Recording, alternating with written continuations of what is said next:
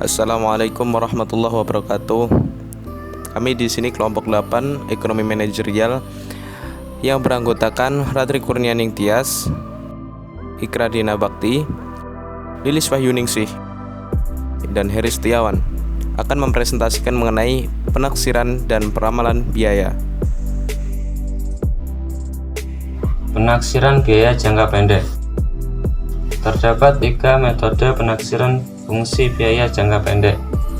Yang pertama, eksploitasi sederhana. Eksploitasi sederhana merupakan metode untuk menentukan fungsi biaya dengan cara mengeksploitasi tingkat biaya marginal atau biaya variabel rata-rata saat ini ke belakang atau ke depan pada tingkat-tingkat output lainnya. Untuk memperjelas konsep eksploitasi sederhana dapat dijelaskan dengan contoh sebagai berikut. Diketahui minggu pertama jumlah output 8.000 dengan biaya variabel total Rp40.000. Minggu kedua jumlah output 10.000, biaya variabel totalnya belum diketahui. Hitung variabel total untuk minggu kedua. Untuk menghitung biaya pada minggu kedua, kita dapat menghitung terlebih dahulu biaya variabel per unitnya, yaitu biaya variabel per unit sama dengan biaya variabel total per jumlah output.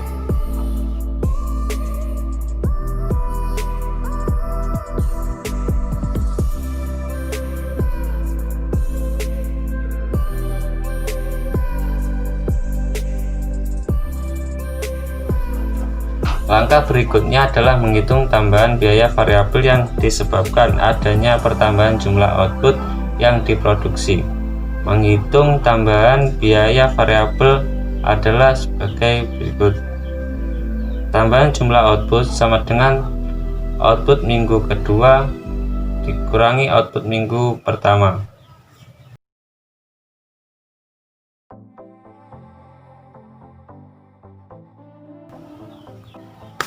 Setelah itu tambahan biaya variabel sama dengan 2000 unit kali 5000 sama dengan 10.000. Setelah tambahan biaya variabelnya diketahui, maka selanjutnya dapat diketahui kebutuhan biaya pada minggu kedua, yaitu biaya variabel minggu kedua sama dengan BC minggu pertama plus 10.000.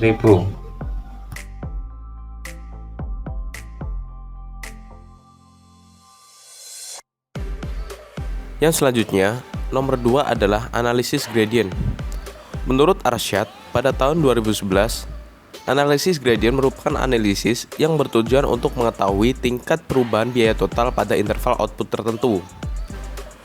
Dengan tujuan analisis ini adalah untuk mengetahui biaya marginal karena adanya pertambahan output. Secara matematis, analisis gradient dapat dirumuskan sebagai gradient sama dengan delta TC per delta Q. Untuk memperjelas konsep analisis gradient dapat dijelaskan dengan contoh data sebagai berikut. Minggu pertama, jumlah outputnya 8.000 dengan biaya variabel totalnya adalah 40 juta. Di minggu kedua, jumlah outputnya 10.000 dengan biaya variabel totalnya adalah 50 juta. Untuk menghitung biaya marginal, dapat kita bahas gradient sama dengan delta TC per delta Q. Sebelum mencari gradient, kita harus mengetahui nilai dari delta TC dan delta Q-nya. Bagaimana cara kita mencari delta TC-nya? Delta TC sama dengan biaya variabel total minggu kedua dikurangi biaya variabel total minggu pertama. Dan mencari delta Q-nya sama dengan jumlah output minggu kedua dikurangi jumlah output minggu pertama. Jadi kita dapat mengetahui 50 juta dikurangi 40 juta per 10.000 dikurangi 8.000. Kita sederhanakan lagi menjadi 10 juta per 2.000, yaitu kita sudah mengetahui biaya marginalnya adalah sebesar 5.000. Yang selanjutnya nomor 3 adalah analisis regresi dengan data runtut waktu atau yang biasa kita sebut dengan time series. Metode ini digunakan jika perusahaan memiliki catatan atau data biaya produksi perusahaan dari waktu ke waktu. Untuk menaksir data biaya produksi perusahaan dengan jumlah yang relatif banyak, kita dapat menggunakan analisis regresi dengan menggunakan bantuan software statistik, misalnya seperti SPSS dan eViews. Jadi untuk memperjelas konsep analisis regresi dengan data runtut waktu, teman-teman dapat melihat contoh data pada makalah yang kami buat. Yang selanjutnya adalah penaksiran biaya jangka panjang. Informasi fungsi biaya jangka panjang diperlukan bila kita akan melakukan ekspansi atau kontraksi ukuran pabrik dan untuk meyakinkan bahwa ukuran pabrik yang ada sudah optimal untuk tingkat output yang diproduksi. Pada metode ini digunakan analisis regresi dengan data seksi silang atau cross-section. Karena penaksiran biaya jangka panjang merupakan usaha untuk menemukan ukuran pabrik yang berbeda-beda pada titik waktu tertentu dengan asumsi teknologi dan harga faktor produksi tetap. Maka, kita tidak dapat menggunakan observasi data runtut waktu untuk mendapatkan taksiran fungsi biaya jangka panjang. Oleh karena itu, kita perlu mengumpulkan pasangan-pasangan observasi data yang menghubungkan tingkat output dengan biaya total untuk mendapatkan tingkat output di setiap pabrik pada satu periode waktu tertentu.